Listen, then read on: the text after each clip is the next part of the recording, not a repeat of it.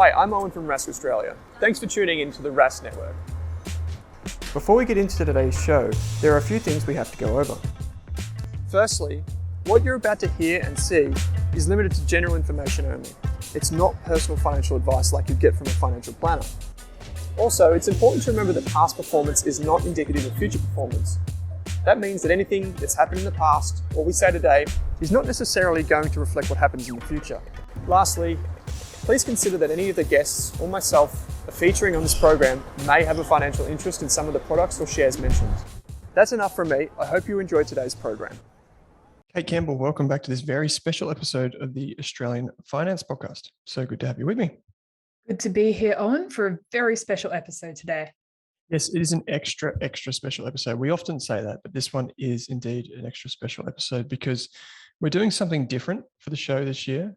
As many people will know, we spent a lot of the early part of 2021 focused on financial resilience, and we tried to profile the story of some listeners and some people out there who had been through some hardship financially and what they'd done to come through the other side. And that was kind of really inspiring. And this time we're hoping to inspire everyone in a different way. So if you're listening to this and you're thinking, what can I do with my money, have an impact and feel good about it? Please listen on. Kate, can you tell us a bit more about the Rask Christmas Giving Appeal?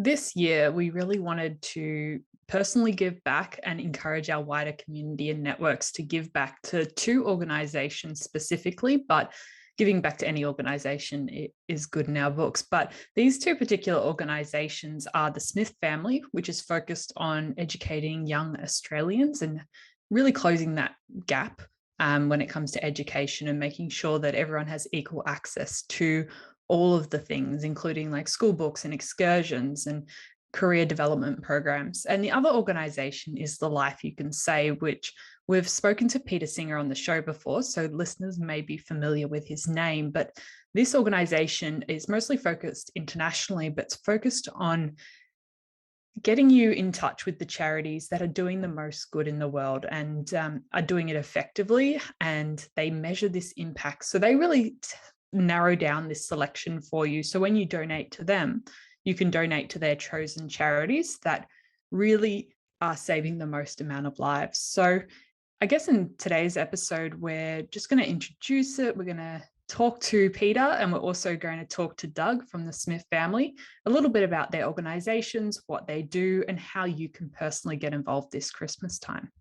That's right. So we've invited these two experts in their field and these two leaders in their field to tell us a little bit about their organizations. The first one that we're going to speak to is Peter Singer, and I should say Professor Peter Singer.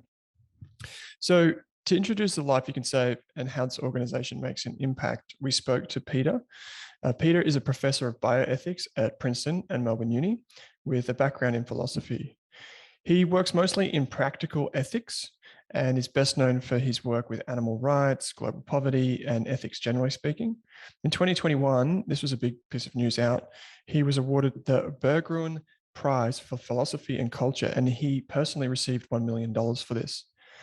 He later said that he will be donating this money to charity. So he's really living up to his, word in terms of giving back.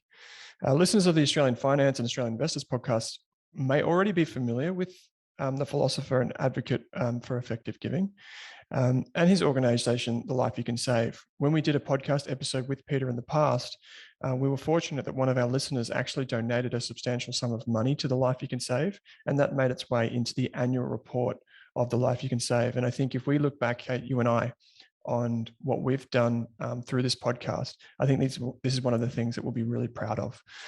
So The Life You Can Save makes, and in quotes, smart giving simple, end quote, by curating a group of nonprofits that save or improve the lives of people per dollar. They are focused on creating a world where everyone has an opportunity to build a better life and where there's no suffering or death due to extreme poverty. With that being said, here's our chat with Peter. Peter, thank you for taking some time to join Kate and I for this podcast episode. This is a very special episode for us where we're talking about giving and effective giving in particular. I'm hoping that maybe we can just dive straight into The Life You Can Save and how you determine where money should be given and which charities are worthy of receiving our donations. Right. Well, The Life You Can Save is a charity that I founded after I published a book with that title in 2009. And it got quite a strong response with people wanting to give, because the book was about how easy it is for affluent people to save lives, and not just to save lives, but to restore sight in people who are blind, or prevent them becoming blind, or provide healthcare that saves them, all sorts of health problems, and sometimes prolongs their life, of course. And a lot of people wanted to know, well, which are the most effective charities to give to that are helping people in extreme poverty? And of course, in a book, you can mention the ones that at the time you publish, but you can't keep updating and revising as you get newer information. So we set up a website initially, which then became a full-fledged organization, which now exists both in Australia and the United States and has tax-deductible status. But the organization's purpose is not really to attract donations to The Life You Can Save itself, though obviously it's nice to get a bit for the work we do, but to direct people to the most effective charities. So we curate a list of about 20 effective charities, and they've been independently assessed by various research organizations, and we kind of aggregate the research from different organizations. Most prominent is one called GiveWell, which has been in this field for about 12 years, I think now. And they have a team that is completely independent of any of the charities, and their job is just to make sure not just that the organizations are well run, that's something that's important, of course, but you could have a well-run organization that just was funding things that turned out not to be very effective. So what the research does is it actually looks at the impact the organizations are having on the ground. It says, do we know that this is helping? Do we know that distributing bed nets against malaria is going to save the lives of children who would otherwise die from malaria? That might seem kind of intuitively obvious, but we really want to know that that's right, and we want to know roughly what it costs for the distribution of nets per child's life saved. And you can do that if you have comparative studies of villages where bed nets are distributed and villages that haven't yet anyway received bed nets. Then you can actually test that, you can quantify it. And there are many other things. They're not all as clear cut as that, but there are many other interventions. I already mentioned restoring sight in people who are blind because of cataracts, or preventing trachoma, which is the leading preventable cause of blindness. Those are things that we can do very cheaply, and we can find effective organizations who are doing this at very low cost. And we want to direct people there because some of these organizations are 10 times, 50 times more effective than others. And I'm not saying the others are frauds. That occasionally happens, but it's very rare. But some organizations they're just not doing the things that will give you the biggest value for your money. And that's what we wanted people to give to, because we want to maximize the benefits of what people are donating. I really do appreciate the Life You Can Save's approach to that, because I know it can be disheartening when you hear about an organization you donated to. Suddenly 60 cents in the dollar just goes to the running costs of the organization and not to the people you actually want to help. So having that data-driven approach is really, really beneficial. Yes, that's right. We do want to really know what we're doing and where the money is going, that it's helping the people we want to help, and that it's helping them in really clear-cut ways that either save lives, improve their health, or in some cases actually help them to get out of poverty. That's a little more difficult, but we also have organizations like Village Enterprise, which has been shown through its mentoring program, and it's providing a bit of seed capital and helping people in learning how to save. It's actually been shown that it improves the chances of the people it helps from actually getting out of poverty themselves.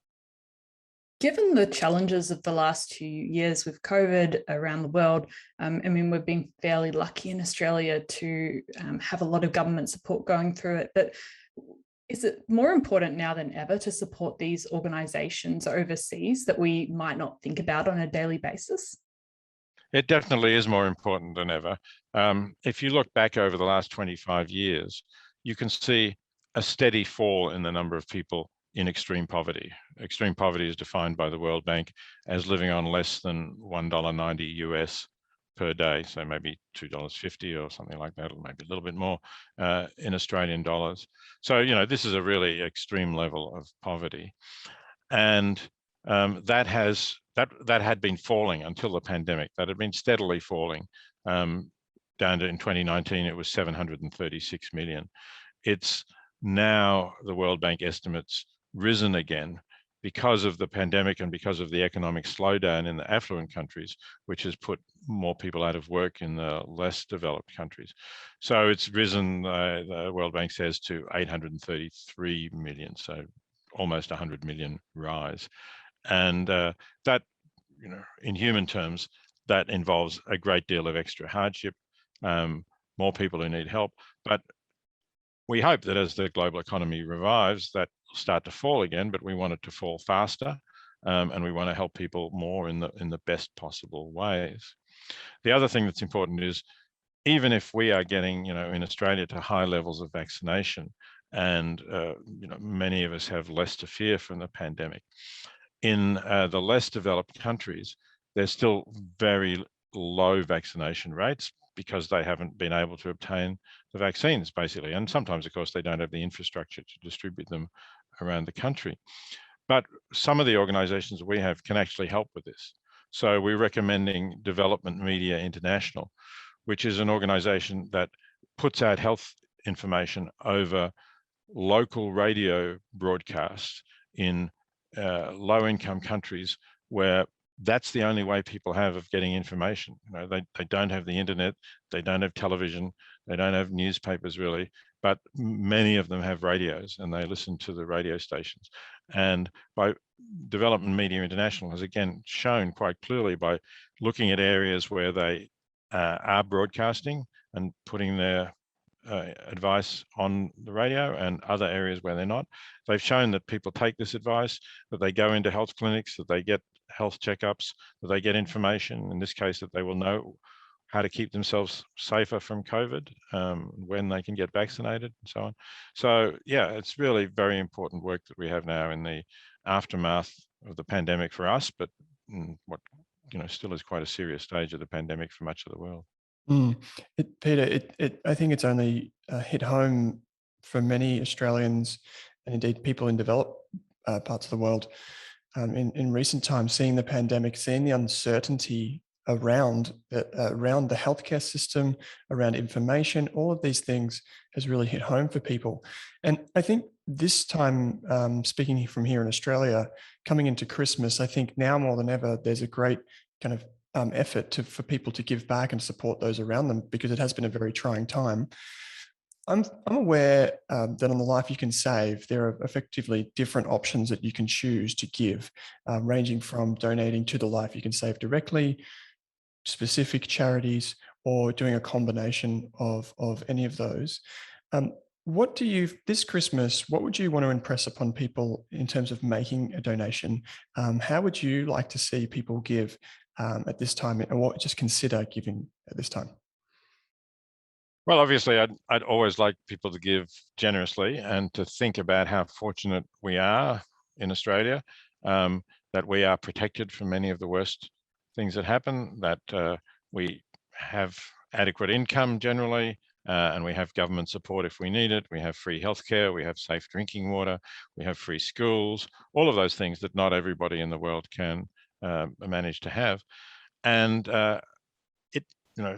really relatively small sums for us that are not very significant can make life or death differences for other people in low income countries. Like, so Restoring Sight, the Fred Hollows Foundation, which is one of the charities we recommend, says it can do it for $25. Well, even if that's an underestimate and it's $50 or $100, it's obviously we would pay tens of thousands of dollars to get our site restored if we needed to, but generally, because we have a national healthcare system, we don't even need to pay that. So I would ask people to give generously. Of course, I would ask them to think about the difference they're making, and particularly, ironically, in a way, perhaps during this pandemic era, many investors have done very well. The stock market has done well. Some my Australian superannuation fund did it very nicely during the pandemic. Thank you.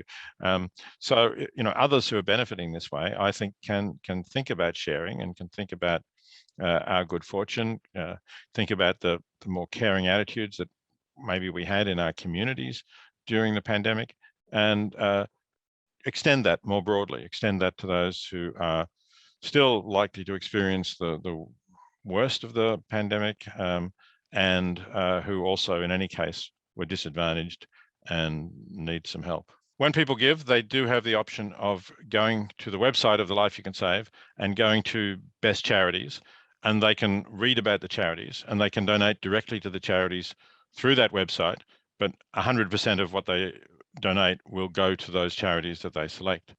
An alternative that I hope some donors will consider is to donate to the 1090 fund.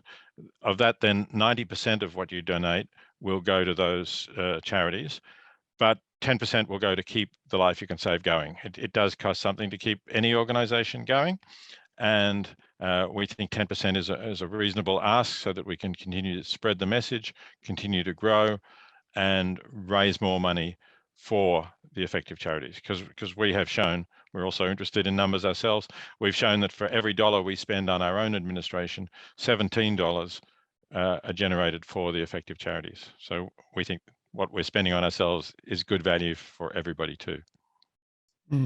It's such a good time. And just to be clear for our listeners as well, you can set up regular giving. So I think this is a fantastic thing. You don't have to just give at Christmas. You can do this on an ongoing basis. And it's made so much easier by the Life You Can Save. Kate, I think we have a special kind of collaboration with the Life You Can Save. I'm hoping you can just share that with our listeners. Yeah, absolutely. So The Life You Can Save has a wonderful book by Peter Singer, and that has been revised, and it comes in all forms. So if you're an audiobook listener, you can just log into your podcast player and listen to the whole audiobook in podcast form. There's a free ebook, but The Life You Can Save is also giving away 100 copies of the paperback book posted to you at no cost to our listeners this Christmas time as well. So we've got a special link, which you can also donate to The Life You Can Save as well through that link, but it's thelifeyoucansave.org.au/Rask, R-A-S-K, and we'll have that in the show notes. So this book is a fantastic way to learn more about effective giving and all the causes The Life You Can Save supports. And I think it's a really good foundation if you're thinking about how you can make more of a personal impact in the world. And so even if you can't get your hands on a copy of the paperback, I'd still recommend listening to the audiobook or the ebook, and you'll find all the details by following that link as well. So Peter, on behalf of Kate and I, but also all of our listeners, thanks for taking some time to join us today. Thanks very much, Owen and Kate. It's been great to have the opportunity to talk to you and to talk to your listeners. And of course, I'm hoping for a positive response from many of them. Now that you've heard from the wonderful Peter Singer from The Life You Can Save, let's introduce you to the Smith family, an organisation very close to our hearts given their focus on education for young Australians. This year, the Smith Family Christmas Appeal aims to raise much-needed funds to support the education of almost 12,000 young Australians living in poverty. To speak more about the Smith family and the impact they're having on Australian communities and where the money goes, we've got the CEO, Doug Taylor, on the show today.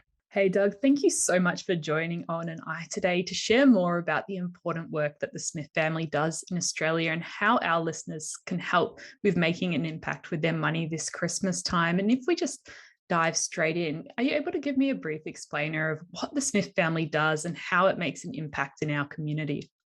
Yeah, very happy to, and thanks for the opportunity. And thanks to there's probably donors listening in today, and we really appreciate your support.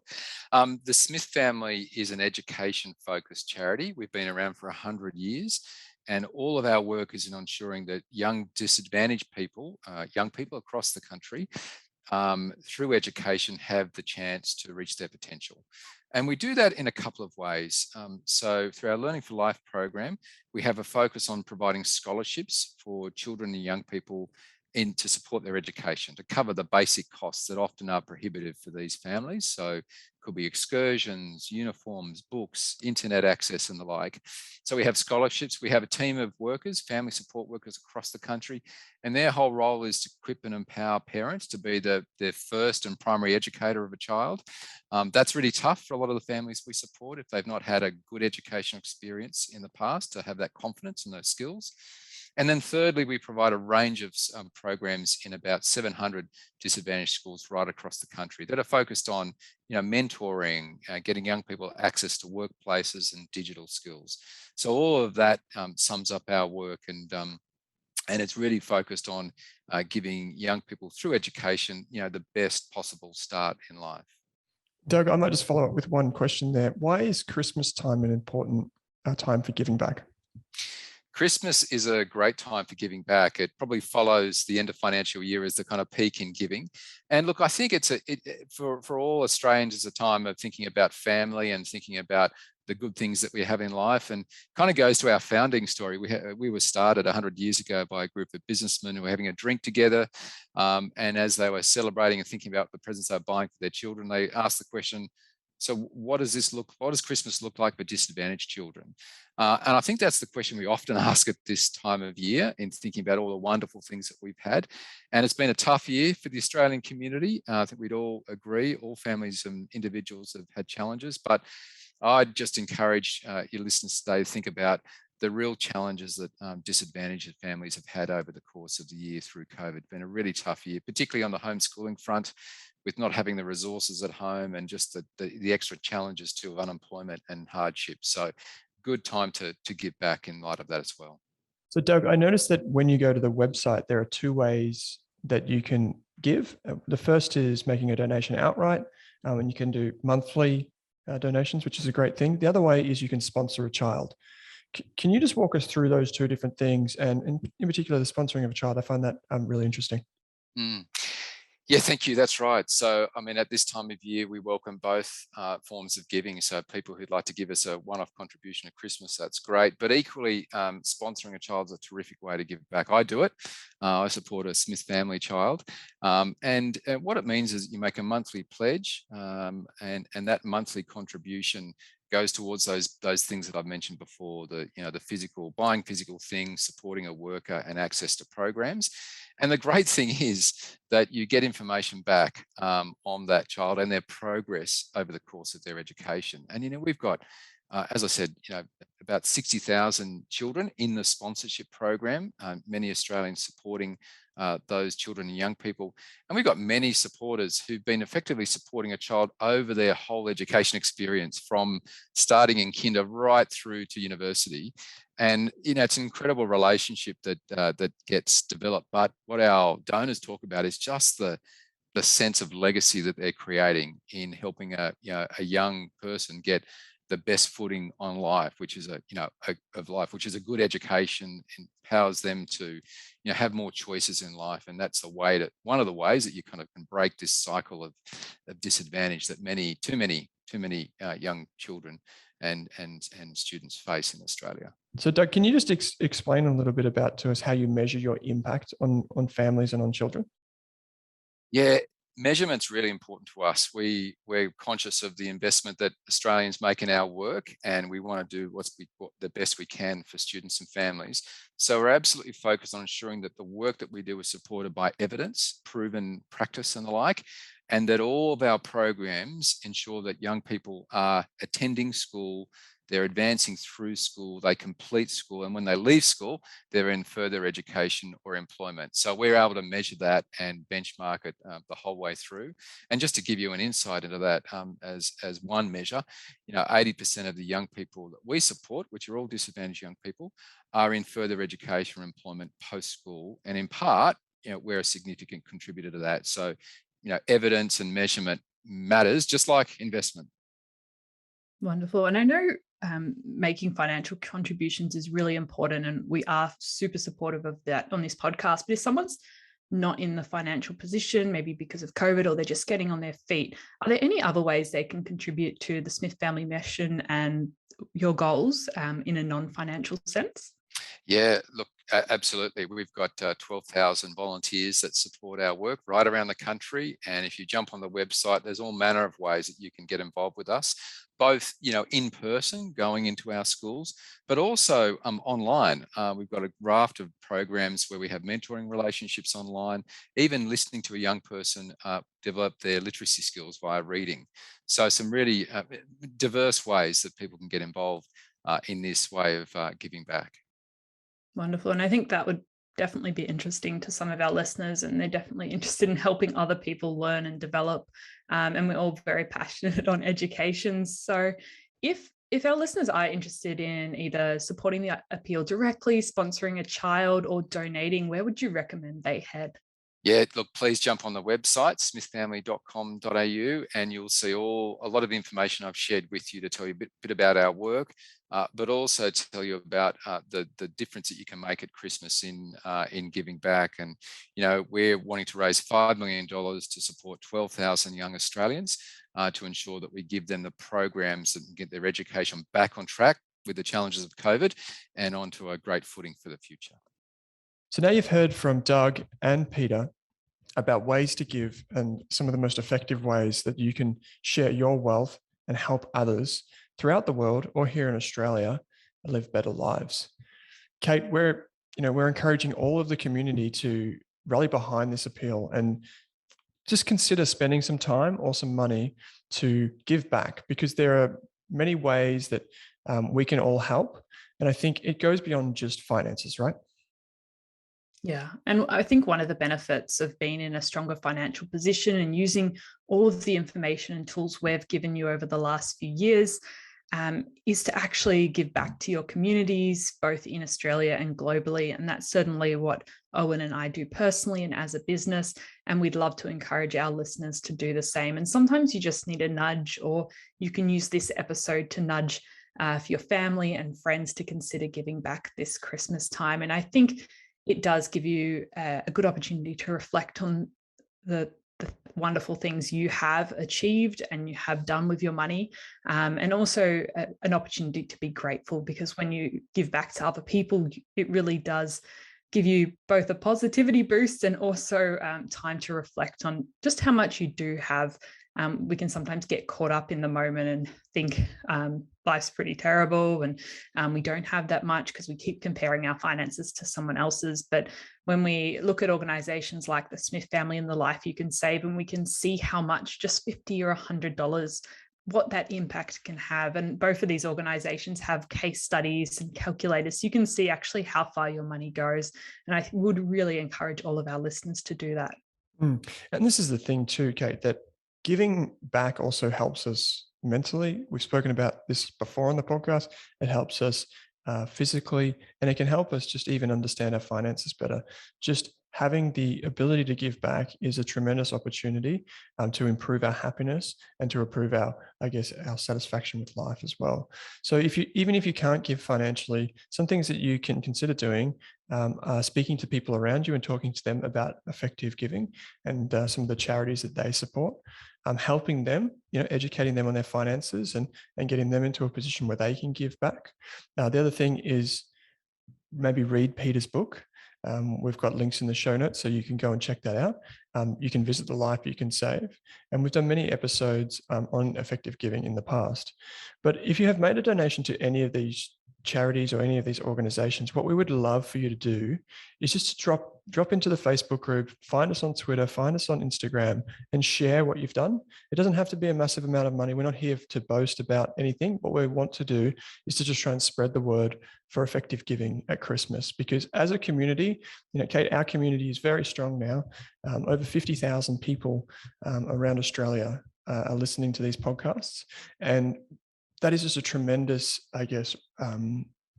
opportunity for us as a collective to make a real impact on the communities directly in need, but also those around us. So if you do go ahead and give, like Kate and I, we would love to hear from you. You can use the hashtag on social media is Rask Giving. So that's just RASK Giving.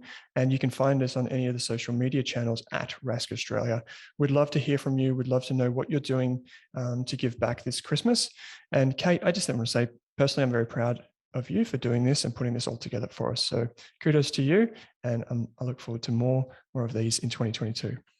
Absolutely. And definitely want to hear from our listeners and see how you supported these organizations or any other organizations through your time and all your money this Christmas time. And I think sharing it online or even through word of mouth really just spreads that Christmas spirit. So definitely would love to hear from you. And if you do support either of these organizations, from the bottom of both Owen and I hearts, we do thank you for that. And both of the organizations do as well.